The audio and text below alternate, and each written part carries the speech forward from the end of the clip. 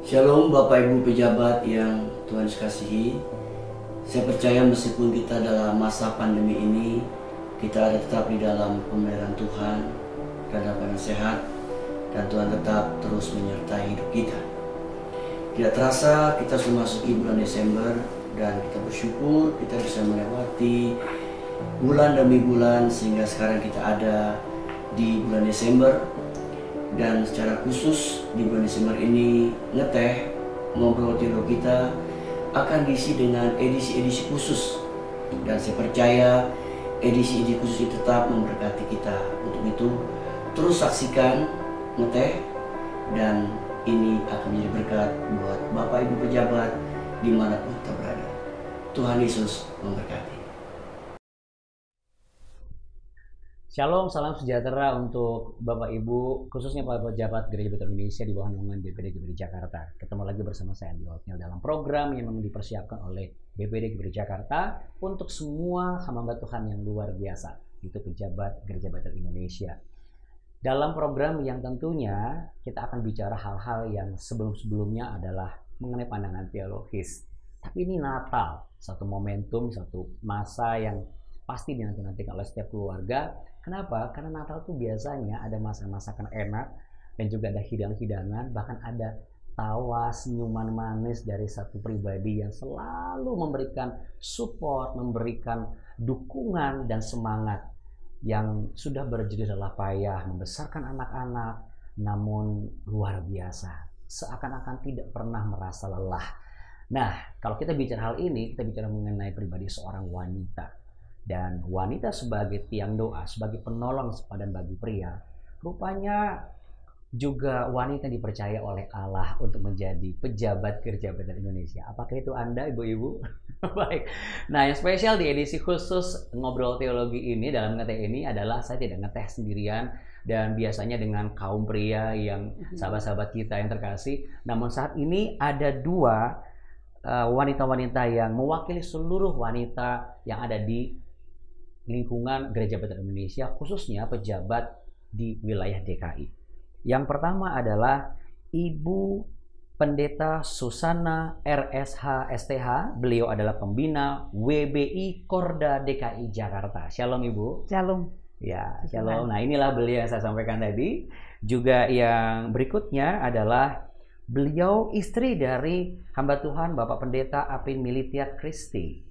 Anda mungkin sudah mengenalnya, yaitu Ibu PDM Anita RS Ratu Edo MPDK sebagai Ketua WBI Korda DKI Jakarta. Jadi ada ada Ibu Pembina, maksud saya Ibu Pembina dan juga Ibu Ketua. Ya, ini pas sekali ya. Jadi ini bisa menjadi satu cerminan yang luar biasa. Bicara dengan Natal nih, sudah mulai sibuk-sibuk persiapan Natal ini bagaimana Bu? Saya kepada Ibu Susana dulu. Iya, betul. Kita sudah mulai siap-siap.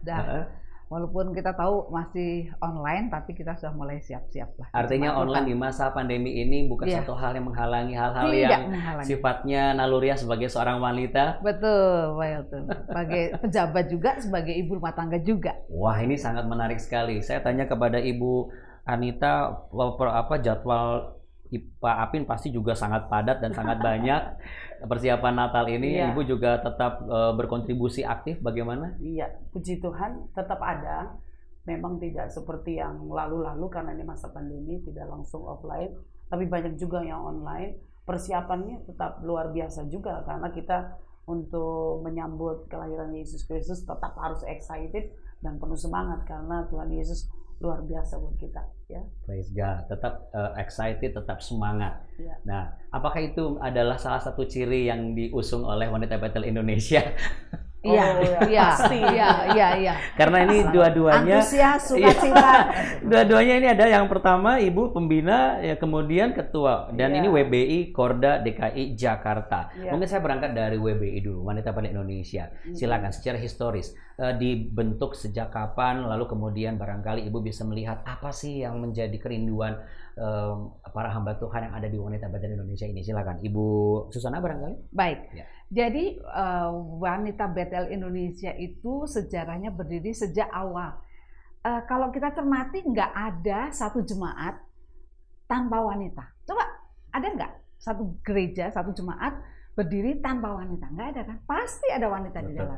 Nah, jadi kira-kira tahun 70 bahkan sebelum GBI berdiri, itu wanita itu ada dalam persekutuan, namanya waktu itu Persekutuan Wanita.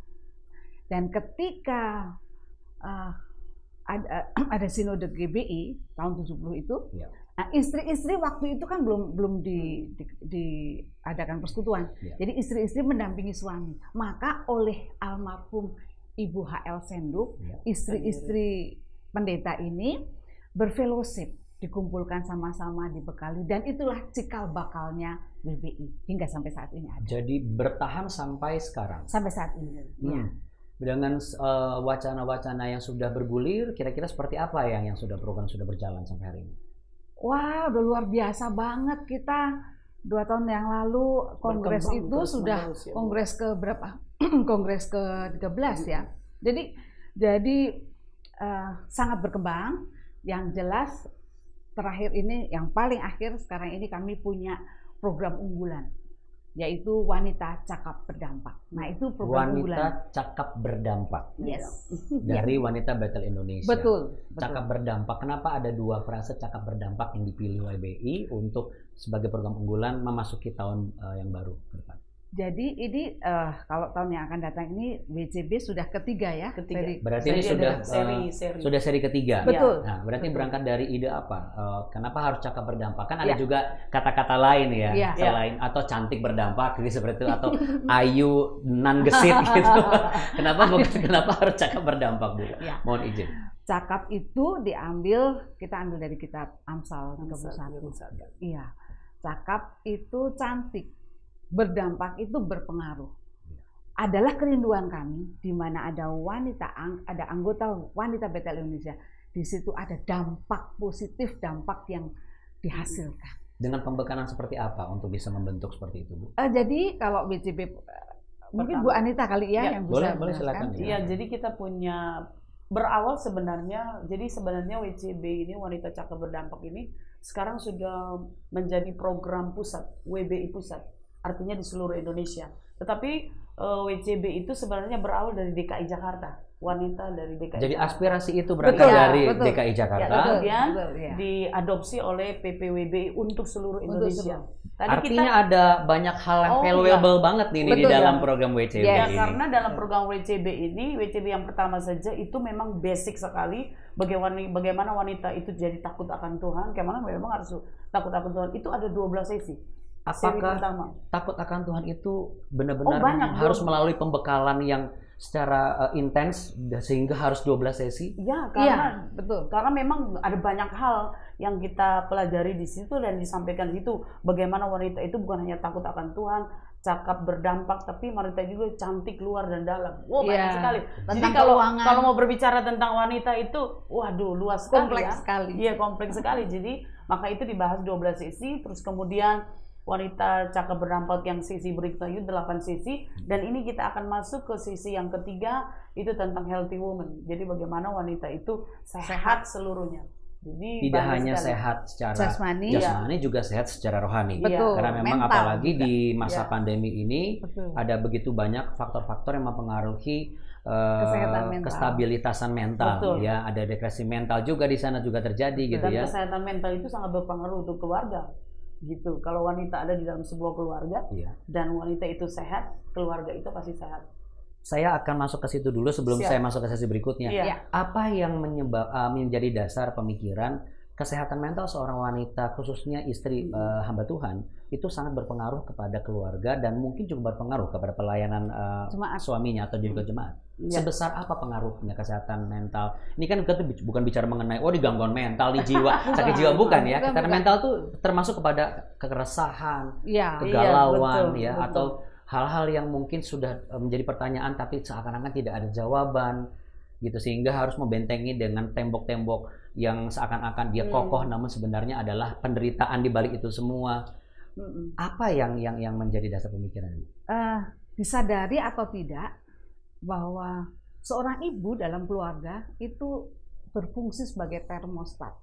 Kalau pengen tahu rumah tangga anak-anak ceria, dimulai dari ibunya. Kalau ibu-ibu, seorang ibu pagi hari sudah dengan ceria, dengan sukacita, coba suasana keluarga pasti.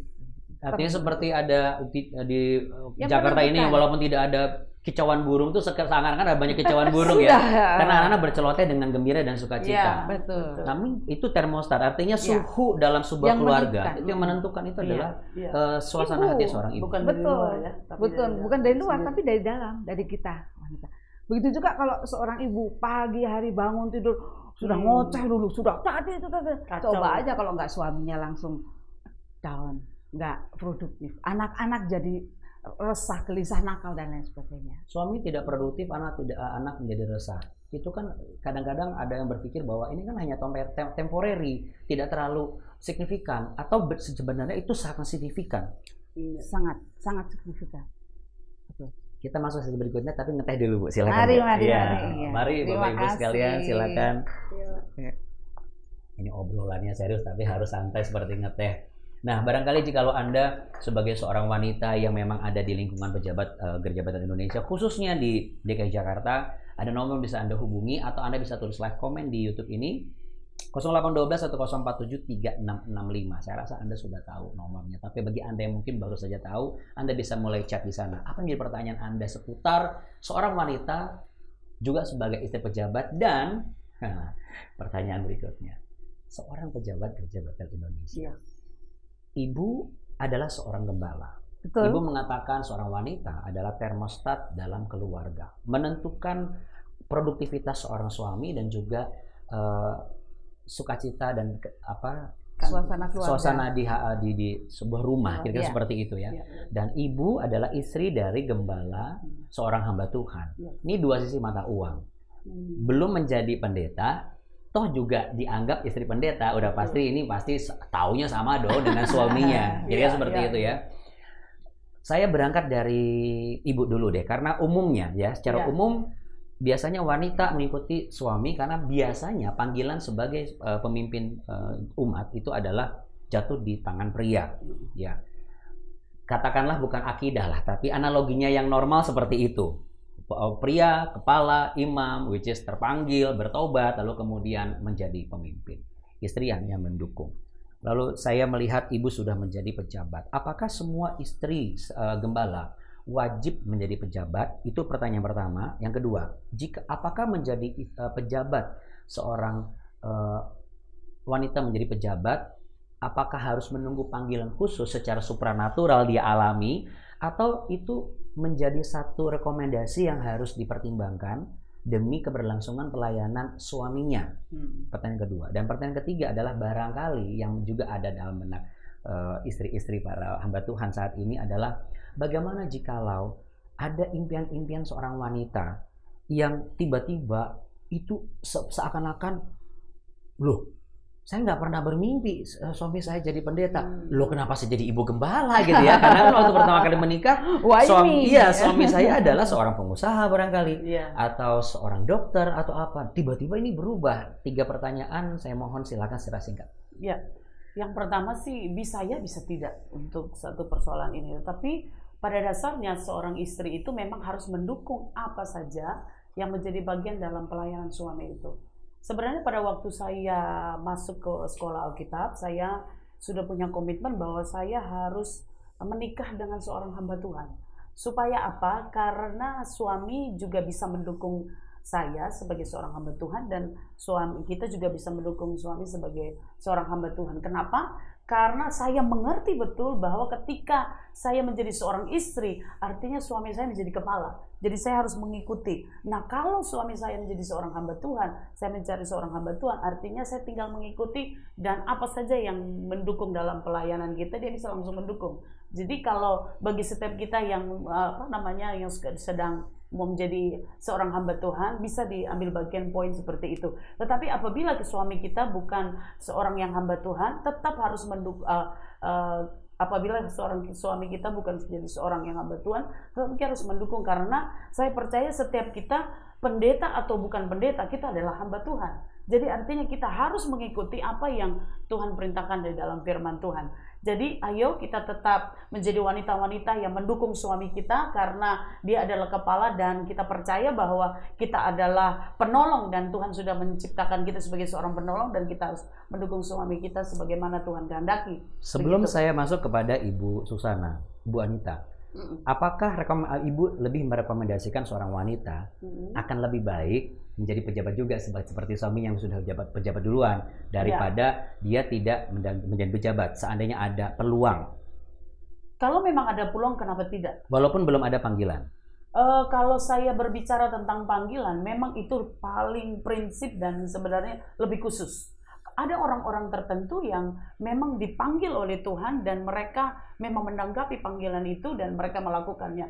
Tapi kadang-kadang ada yang memang ya udahlah saya mau jadi hamba Tuhan karena ngikut suami. Tapi saya menilai ada banyak juga kesaksian seperti itu. Yang tadinya jadi hamba Tuhan ya sudah kita masuk aja karena ikut suami saja. Nggak ada planning, nggak niat ada lah planning. gitu ya. Tetapi pada dasarnya toh mereka, saya melihat beberapa kesaksian mereka jauh lebih hebat. Kenapa? Karena mereka mulai menandai, oh saya kurang di sini situ, saya harus mendampingi ini dan itu. Mereka mempersiapkan jauh lebih baik. Dan saya percaya bahwa segala keputusan yang kita ambil itu pasti baik. Kenapa? Kadang-kadang kita mengambil keputusan itu kadang-kadang salah, sepertinya salah. Tapi daripada tidak mengambil keputusan sama sekali, itu yang salah. Ketika kita memutuskan itu baik, tapi kalau kita tidak mengambil keputusan itu yang salah. Artinya begitu banyak kesaksian di WBI. Banyak sekali. Wanita itu tahu sendiri kan Pak Andi, kalau wanita itu kalau sudah berbicara kesaksian, setiap ngomong juga kesaksian gitu ya. Entah keluarga, entah itu pribadi, entah itu pelayanan, setiap ketemu. Makanya kita paling senang ketemu dan bercerita, berbagi pengalaman. Ya, setelah cakap dan juga berdampak, rupanya ada nilai berikutnya lagi dari apa disampaikan oleh Ibu. Underline-nya adalah lebih baik mengambil suatu keputusan daripada tidak sama sekali. Ya. Karena keputusan kita ambil itu akan berdampak, paling enggak akan baik. Cepat atau lambat itu akan baik ya. Saya beralih dulu kepada Ibu Susana sebagai seorang gembala dan juga seorang ibu rumah tangga dan juga seorang istri. Saya lihat bukan dua sisi mata uang ini, tetapi 3 bagian yang harus menjadi satu. Lebih banyak. Ibaratnya kalau shampoo itu udah shampoo, conditioner dan juga ada serumnya seperti itu ya. Harus dalam satu kemasan gitu ya. Bagaimana memilah-milih untuk bisa menjadi prioritas yang terbaik ketika menempatkan diri sebagai seorang ibu, seorang istri, namun juga sebagai seorang gembala atas umat. Bagaimana Bu menyiasati ini? Kalau dibikin kayak riwuh. Padahal nggak seriwuh itu? Nggak. Pokoknya tempatkan Tuhan nomor 1. Pokoknya Tuhan di atas segala-galanya, semuanya beres. Sama sekali tidak ada kendala, sama sekali tidak ada. Ya ampun, bagaimana untuk bisa memastikan suami Ibu juga mohon izin, apakah juga mengikuti jejak sebagai pejabat? Enggak, suami saya jemaat. Jemaat dan suami Ibu sebagai pengusaha atau seorang bekerja di. Artinya suami Ibu di luar dari konteks pejabat dan pelayan umat gitu ya. Apakah tidak ada satu rasa secara naluriah sebagai seorang laki-laki yang disampaikan kepada Ibu? Kita bicara mengenai real and fact dalam konteks realita kehidupan. Aduh aku nggak enak nih, kamu kayaknya ngelangkain aku nih sebagai laki-laki atau gimana? Pernah menghadapi seperti itu? Enggak, karena begini, suami saya itu saya ketemu suami saya pada waktu saya mahasiswa teologi. Jadi dia tahu panggilan hidup saya. Nah, kemudian ketika menikah juga begitu. Memang saya dipanggil sebagai hamba Tuhan, full timer sebagai pelayan Tuhan. Tapi yang nomor 1 sebetulnya suami saya itu saya pilih dia, saya okein dia karena takut akan Tuhan. Itu aja. Kalau dia takut akan Tuhan, beres kok. Dia tahu pelayanan saya, kehidupan saya, 24 jam saya sebagai hamba Tuhan, nggak masalah. Tidak ada stressing yang ditimbulkan menghadapi jemaat yang begitu multi kompleks dengan problematika kehidupan mereka, belum lagi kendala-kendala problem pertumbuhan dalam keluarga, konteks-konteks yang lebih ke internal dalam keluarga. Tidak ada stressing yang mengaruhi Ibu secara pribadi. Ini mohon izin saya bicaranya agak sedikit pribadi, tapi tidak perlu tidak perlu secara detail. Enggak, hal ini biasa. Memang agak beda dari pada umumnya ya. Tapi nggak apa-apa, biasa aja kok. terutama kuncinya tadi, suami saya itu seorang yang takut akan Tuhan. Dia tahu sejak awal siapa saya. Jadi waktu kita masuk berumah tangga, ya udah oke, berjalan aja. Kalau suatu ketika saya ada masalah gini-gini, puji Tuhan kami berdua karena itu basicnya sama takut akan Tuhan ya. Jadi kita komunikasi dengan baik. Decision maker dalam jemaat itu saya, tapi ketika dalam rumah tangga saya turun. Menarik. Saya. Cakap dan berdampak, cepat mengambil keputusan daripada tidak sama sekali, dan memainkan skala prioritas dengan balancing yang tepat, yaitu ketika berhadapan dengan umat, decision maker tetap ibu sebagai gembala, fungsi sebagai pemimpin jemaat. Betul. Tetapi decision maker dalam kehidupan rumah tangga secara utuh, at the end of the day tetap harus kepada suami. Dan itulah harkatnya ya. Betul. Jadi bukan melangkahi apa yang menjadi kodrat wanita harus di bawah suami, tunduk nanti atau apa, enggak. Bukan secara dihajar semua, tapi lihat aspek-aspeknya dan juga sisi-sisi mana yang harus dipertimbangkan menjadi prioritas itu. Saya kembali kepada Ibu Anita. Saya tertarik dengan MPDK, artinya ibu memang diberikan satu potensi untuk sebagai pengajar. Ya. Jadi apakah ibu pernah mengalami kegalauan seorang pria ketika istrinya itu adalah seorang MPDK? Kira-kira seperti itu. Apakah ada benturan-benturan diskusi teologis ketika sedang menghadapi satu hal-hal yang sifatnya lebih ke pelayanan pastoral, lalu kemudian ibu memiliki pemahaman teologis dari apa yang ibu pelajari dari sisi seorang wanita, seorang pria, karena kan intuisi wanita dan intuisi pria itu pasti akan berbeda. Logika wanita dan logika pria itu juga berbeda. Wanita lebih ke intuisi, lebih ke impresi. Kalau laki-laki lebih kepada logika dan exact. Ya, bagaimana ibu menyelaraskan ini? Saya sih dari awal kami bertemu pun ya, saya benar-benar menempatkan diri saya sebagai seorang istri. Jadi awal setelah kami ketemu memang kami berdua adalah Seminari Bethel, sama-sama sekolah di Seminari Bethel. Jadi waktu kita bertemu, ya saya tuh punya cita-cita tuh jadi wanita karir, gitu ya. Pengen punya usaha. Persiapan, bukan usaha sih ya, karena sudah jenjang sekolah. Ya, jadi artinya kita bisa masuk ke departemen agama, ke pendidikan segala macam begitu ya. Tapi setelah menikah, Pak Apin bilang begini, mah di rumah aja. Coba Pak Andi bisa bayangkan, saya anak pertama, terus disuruh di rumah aja. Hancurlah hatinya. Ngapain? Ngurus anak. Nah itu sempat nggak ibu merasa terhina? Saya kuliah tinggi-tinggi, jadinya mohon maaf bahasa Inggrisnya kan helper ya. Tapi kalau bahasa sehari itu kan BABU ya, bukan mengecil artikan arti babu itu, bukan ya, bibi. Tapi artinya buset, saya tuh diajarin bagaimana manners, ethics, ujung-ujungnya dasteran juga di rumah, nggak ngapa-ngapain. Kira-kira seperti itu ya, Bu?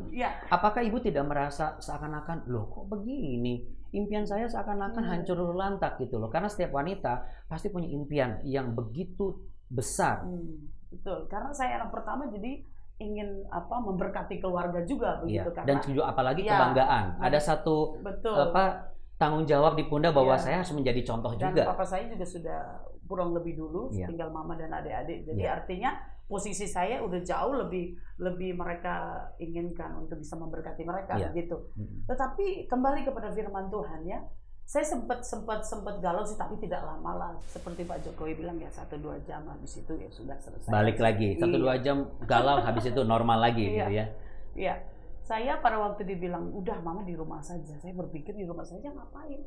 Kan kalau belum menikah kan nggak langsung punya anak gitu ya. Tetapi kami karena sudah mengerti firman Tuhan, maka suami istri memang dari awal sudah harus ada diskusi-diskusi ya. Jadi kita sudah memahami apa yang dimaksudkan. Jadi akhirnya saya tunduk dan taat seperti firman Tuhan, tunduk dan taat kepada firman Tuhan, tunduk dan taat kepada suami. Dan akhirnya saya mengambil keputusan ya udah urus anak-anak. Tapi saya pengen tahu kenapa alasan menyebab Pak Pendeta Apin ngomong seperti itu ya, suami saya ngomong seperti itu. Hanya simpel saja, dan itu yang membuat saya langsung oke. Hanya simpel saya, dia bilang gini, kalau papi kerja, karena memang dia mengajar, senangnya hobinya ngajar, kalau papi kerja gitu ya, tenang kalau ada istri di rumah. Kok bisa tenang? Iya, kalau misalkan anak satu waktu sakit atau kenapa-kenapa, saya tenang. Kenapa? Ada mami di rumah. Jadi papi bisa kerja dengan lebih maksimal. Oke. Saya bilang oke. Artinya suami saya pengen maksimal dengan bantuan istri di rumah dengan maksimal. Jadi akhirnya saya memutuskan di rumah. Dan terbukti Pak Andi, ketika kita memutuskan itu tidak jadi masalah. Buktinya kalau mau kita lihat sampai sekarang, buktinya Tuhan tetap memakai saya sebagai seorang yang dipakai Tuhan untuk bisa memimpin di Korda DKI Jakarta, dan terus menerus Ibu Susan juga bersama-sama kita bisa melayani Tuhan, dan sampai hari ini itu semua kenapa? Taat dan tunduk kepada otoritas yang Tuhan berikan. Jadi yang kita pikir I just wanna be a hero, Iya. tiba-tiba jadi zero. Tapi ketika tunduk, Tuhan gak balikan from zero, I make you a hero. Itu Ya, titik kira-kira kemenangan seperti seorang itu, istri. ya. Ketika tunduk itu kemenangan seorang istri. Kalau boleh saya sampaikan Bapak Ibu, khususnya Anda wanita, ini dua ibu yang luar biasa ini dari tadi tuh sudah menahan rasa haru, dan saya sedang melihat bahwa bukan kegalan, tapi saya merasakan ada begitu banyak kebaikan dan pertolongan Tuhan di dalam kehidupan Ibu Susan dan Ibu Anita secara pribadi dan secara personal. Betul. Karena kalau tidak mudah untuk seorang yang sudah mempersiapkan masa depan, gambaran begitu besar, tiba-tiba gambaran itu langsung harus di-resize, langsung di-downgrade menjadi kecil. Apakah tidak ada perasaan bahwa Tuhan, kenapa seperti ini? Apakah tidak ada perasaan, dan apa yang Ibu lakukan untuk bisa mematahkan itu, dan akhirnya Ibu mengatasi itu dengan cara yang benar? Karena wanita itu kan main perasaan. Perasaan. Ya. Suaminya mengajar kan, murid-murid tidak semua laki-laki, betul ya? Ya, ada murid-murid yang wanita, kemudian nanti ada yang lebih putih, ada yang lebih lebih cantik, lebih apa. Bagaimana seorang Ibu Anita tetap relax untuk bahkan Ibu Wanita tetap support, dan apa yang terjadi jikalau seorang wanita itu mengikuti, karena kalau kata kecurigaan itu kan tidak konteksnya langsung kontekstual naluri seorang wanita, kan itu kan sifatnya ambigu, ya kan, sesuatu yang belum tentu terjadi, dan itu masih semu. Jadi Itu parno, gitu. Ya, jadi parno. Jadi ini maaf yang namanya Pak Suparno atau Bu Suparno, bukan berarti saya maksudnya parno itu maksudnya jadi paranoid, ya. Iya. Jadi itu lebih apakah itu menghambat produktivitas seorang suami? Apakah itu akan menghambat berkat-berkat Allah? Kita bicaranya tidak akan terlalu dalam secara teologis, ya Bu. Ya. Karena kalau sudah bicara teologis pasti ini sih retorika teologia gitu kan. Tapi saya ingin Ibu berbagi pengalaman yang fakta-fakta yang ada dalam kehidupan Ibu, relevannya. Seperti apa sih, dan apakah benar kendala itu akan menjadi bumerang bagi kehidupan rumah tangga Ibu? Iya. Kalau memang itu ternyata Ibu tidak sepakat, ya gitu. Iya. Jadi setelah kita komunikasi seperti itu, saya mengambil keputusan dan berjalan. Kenapa bisa bertahan? Itu karena kita bangun kepercayaan, ya. Jadi beliau membangun kepercayaan yang luar biasa buat saya, sehingga saya tidak curiga sedikit pun ini ada sama ini, enggak sama sekali. Demikian pula sebaliknya. Jadi saya tahu bahwa kadang-kadang memang kita itu, wanita itu bergantung dengan perasaan dan segala macam. Tapi buat saya, kembali kepada firman Tuhan, selama saya mengandalkan Tuhan dan Tuhan ada di hati saya, dan saya dapat melakukan segala sesuatu itu dengan baik, menjadi seorang istri, menjadi seorang ibu, juga menjadi seorang waktu kita. Jadi saya baru mengembalakan itu sudah hampir 13 tahun, jalan 14 tahun, bukan jadi dari awal, bukan dari awal. Akhirnya Ibu menjadi gembala juga. Iya.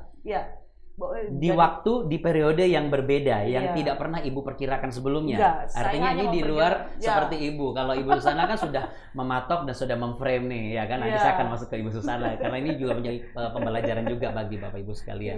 Tapi Ibu akhirnya menjadi istri gembala dan gembala juga. Kira-kira seperti itu. Betul. Jadi dia baru mengambil keputusan, karena saya berpikir dia memang orangnya itu senang sekali mengajar, dia menjadi seorang dosen. Tapi pada kenyataannya Tuhan memperhadapkan. Waktu dia bertanya, "Ma, ada kesempatan Tuhan berikan kita jadi gembala, karena kita meneruskan penggembalaan dari seorang yang sudah senior." Dia memilih kami. Waktu itu dia memilih datang ke rumah, ngobrol-ngobrol.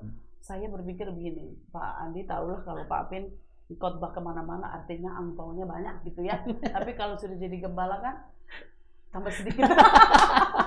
Karena kenapa hanya satu? Karena kenapa? Itu pemikiran seorang istri. Ini kita fair-fair saja betul. ya. Kita fair-fair saja karena nanti kalau jadi gembala artinya khusus mengembalakan di situ saja.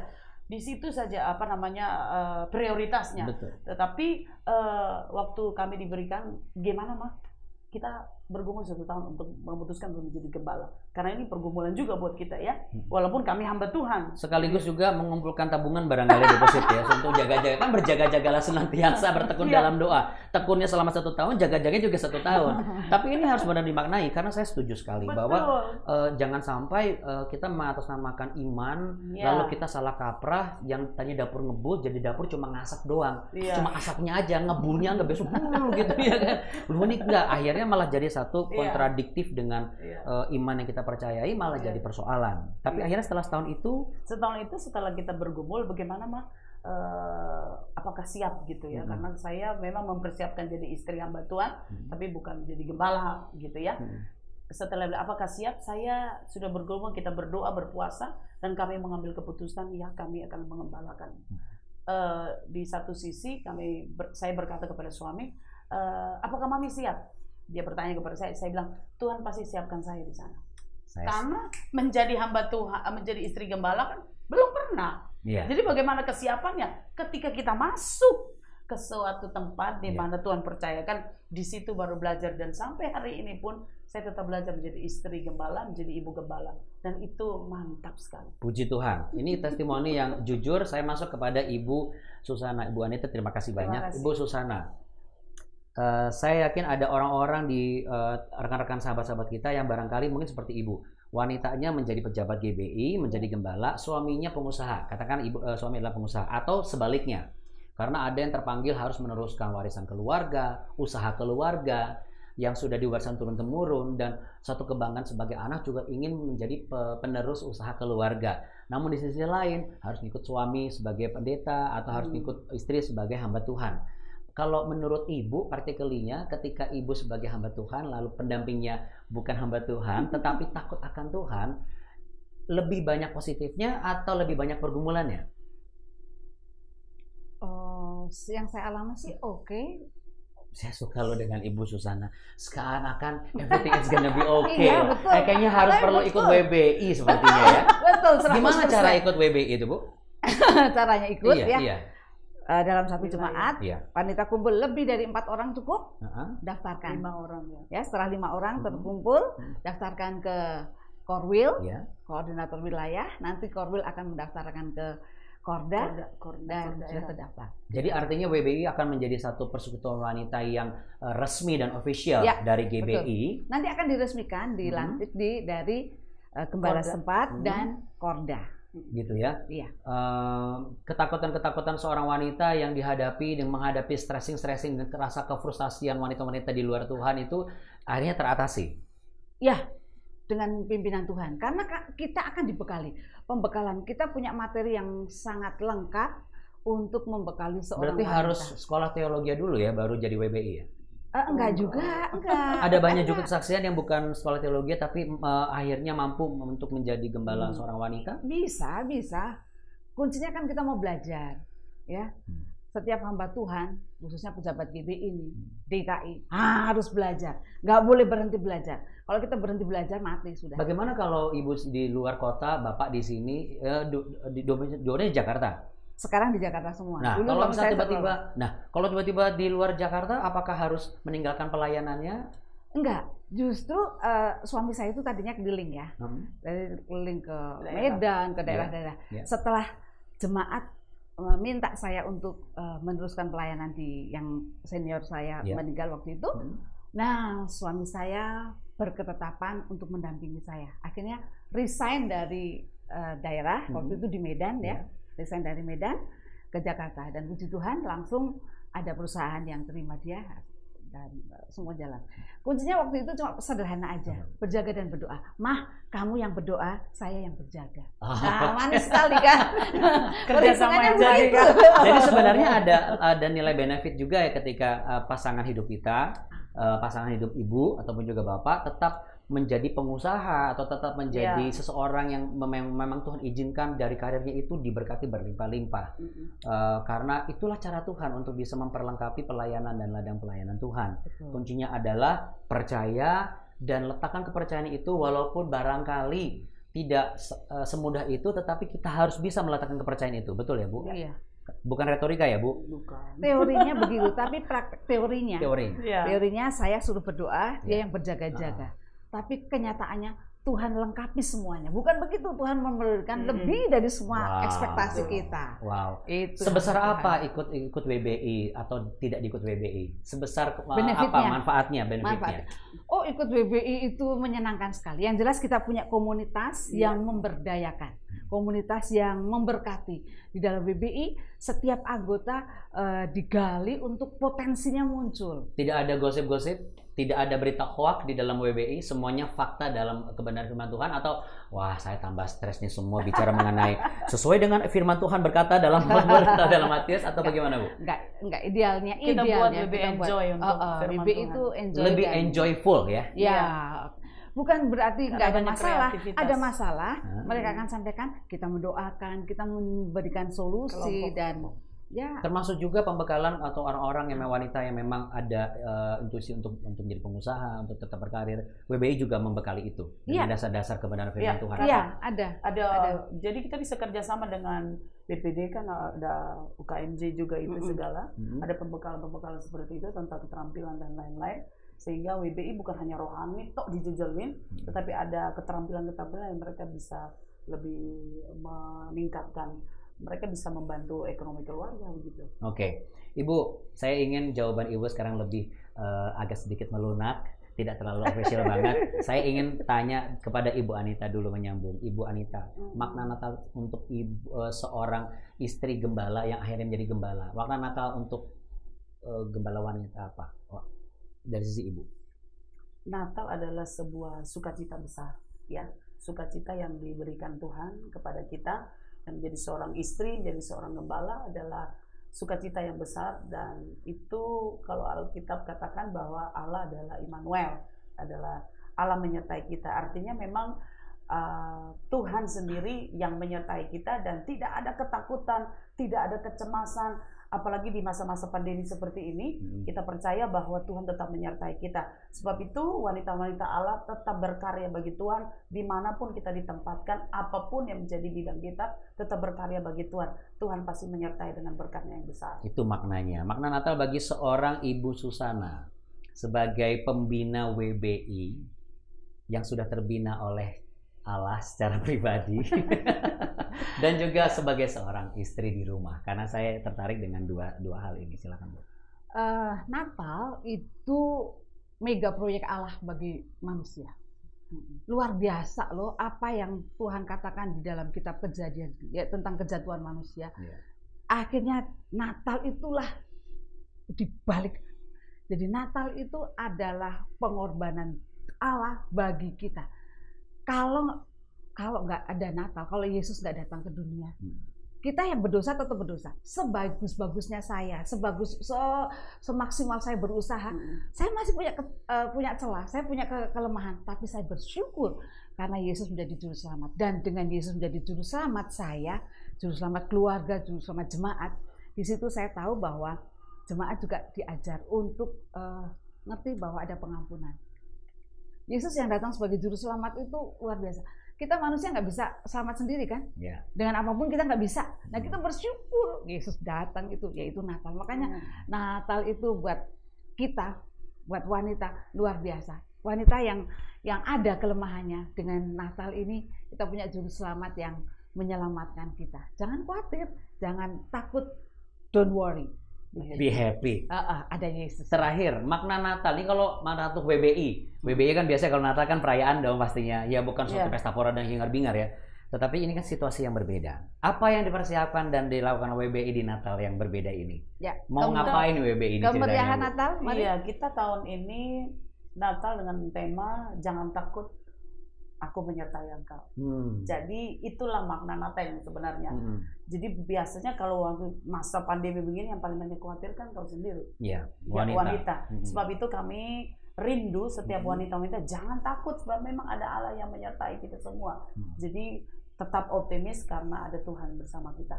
Jadi tidak ada perayaan secara khusus? Ada secara online tanggal 7 Desember nanti. 7 Desember nanti. Ya, jadi siapapun bisa masuk atau ya, harus boleh, mendaftar dulu? Karena memang semenjak kita masuk ke pandemi ini, YouTube Korda sudah ada, terus kemudian Facebook sudah, Instagram semua. Jadi apa alamatnya?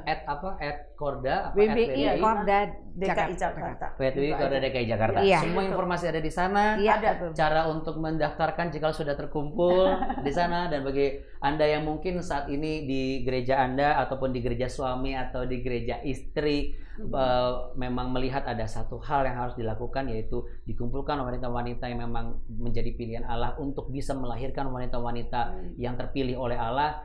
Segera daftarkan dan segera kumpulkan wanita-wanita itu. Pastikan mereka menjadi apa yang menjadi rencana Tuhan, sebagaimana Maria sampaikan kepada malaikat ketika dia mengatakan, sesungguhnya aku ini adalah hamba Allah.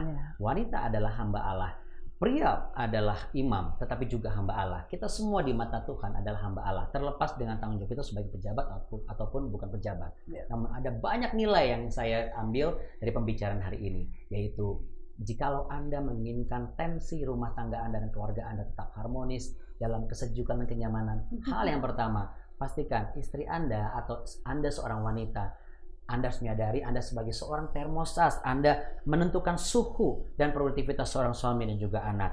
Dan jikalau ada hal yang lain, jangan lupa, sekalipun Anda belum cakap, Anda belum berdampak, melalui WBI Anda akan dilatih, dibekali menjadi wanita yang cakap dan juga berdampak. Tentu takut akan Tuhan adalah prioritas yang utama, dan menjalankan hal sebagai kewajiban wanita adalah juga hal yang utama. Terkadang Tuhan mengizinkan sesuatu yang seakan-akan memangkas impian-impian besar kita, tapi dalam periode tertentu Tuhan justru memberikan satu gambar yang jauh lebih besar dari mimpi kita sendiri. Saya Andi Othniel beserta Ibu Susana dan juga Ibu Anita, keduanya adalah hamba Tuhan yang luar biasa. Salam hormat dan kenal saya untuk suami Ibu Susana, dan kiranya menjadi pengusaha sukses yang semakin menopang dan mendukung pelayanan Ibu. Dan juga untuk Ibu Anita, untuk Bapak Pendeta Apin Melitia Kristi, saya yakin dan percaya Pak Apin kalau berkhotbah itu juga sangat-sangat menarik juga. Saya pernah satu pelayanan dengan beliau beberapa tahun yang lalu.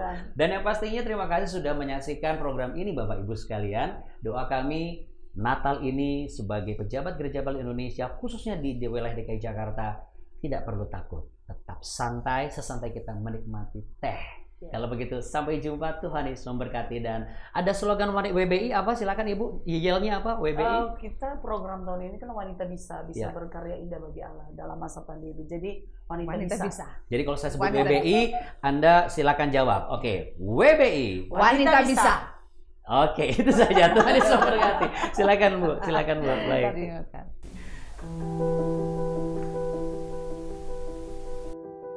Shalom Bapak Ibu pejabat GBI DKI yang Tuhan kasihi. Bersama dan ini kami memberitahu bahwa tema Natal Gereja Bethel Indonesia yaitu diambil dari Injil Matius pasal pertama ayat 23, yaitu tentang Immanuel, yaitu Allah beserta dengan kita. Bersama dengan ini, saya atas nama Badan Pekerja Daerah Gereja Bethel Indonesia BPD GBI DKI Jakarta mengucapkan selamat Natal kepada seluruh pejabat GBI di DKI, dan selamat menyongsong tahun baru. Dan kita imani di tahun baru kita akan menikmati berkat-berkat baru yang Tuhan sudah sediakan melalui kehidupan kita. Terima kasih Bapak Ibu sudah mengikuti edisi khusus Ngeteh dari kami, dan harapan kami Bapak Ibu terus mendukung acara Ngeteh kita dari BPD DKI dengan cara Bapak Ibu bisa komen ya dengan bebas, kemudian jangan lupa like dan juga subscribe, karena dengan demikian Bapak Ibu sudah mendukung program Ngeteh kami, dan saya percaya ini bisa terus memberkati kita semua. Tuhan Yesus memberkati.